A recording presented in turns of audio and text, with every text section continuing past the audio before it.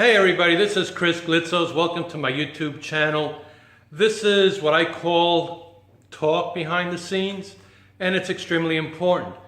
This nice hold saw jewelry box, my wife actually really took an ownership to it. She actually loves it, and she already filled it up with her own jewelry just the way she wanted it. But other than that, I want to go back in the scenes to explain a few things that were not in the video that will simplify things for those who want to tackle it. The first thing is to center each particular drawer would have been a dilemma, because the cut, the sanding, the air gap between the main body and the drawer would have been difference in dimensions. And if you had to make, you would probably make a track over there for it to slide in and slide out. Now, I believe in making simplicity, make it simple. So what I did is I left the holes in the back covered, and that simplified things. Most of the time my nature is to give it a nice clean cut, which means I would have covered them up with a dowel pin, send it down nice, and you would have never known about it. Or I will change the color, the contrast, to give it something a little bit more of a depth appeal. I didn't do that. I decided to leave it. And what I left was, I left a pin. Meaning, I apologize, I put a pin in the back. And the one in the front, actually, I put a little handle to be able to open it up. And I gave it a little name, buttons, because they look like buttons, don't they? And actually you could probably take a dowel pin and epoxy some buttons over there and change the style, but this is the style that I picked. So what's so nice about the back piece, it aligns with the hole inside, so when you go put it together, it lines up perfectly in the center. Now the difference between my build and what I'll do in the future, in the back of the panel, I have about an eighth of an inch or 3/16 of an inch of material to hold that pin in place to keep it in center. The good thing is it's a tight fit, so it doesn't sag. But let's say if you were going to use it over and over and over again, it's going to eventually begin to sag and become loose.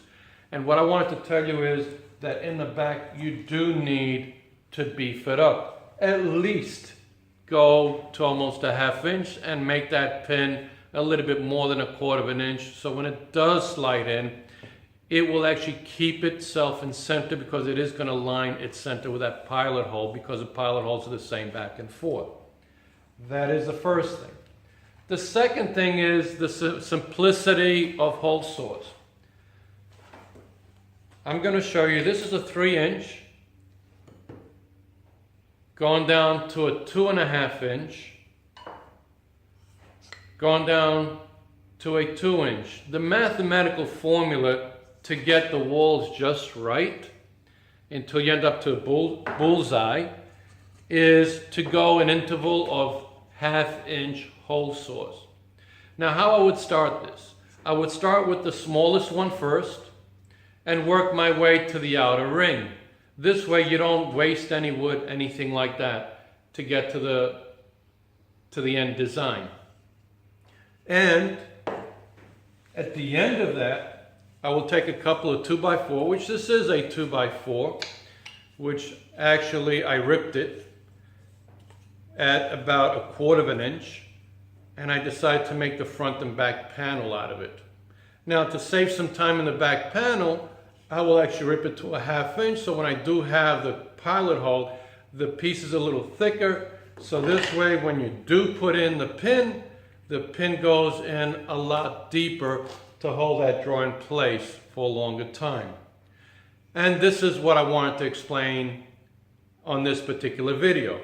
Now, one more thing, I want to bring a little bit of a heads up. My videos, I'm going to try, and I promise you, I'm going to try.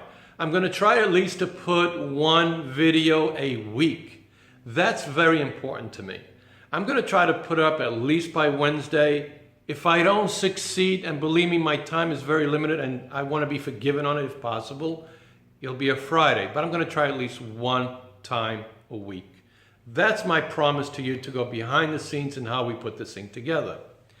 And if you do like what you see, please subscribe. That's very important to me. It gives me a lot of pride and motivation even more. If you have any questions, please ask me questions. Give me a thumbs up. Thumbs up goes a long way. Don't be shy. And last but not least, I don't have any plans for any of the stuff that I've done.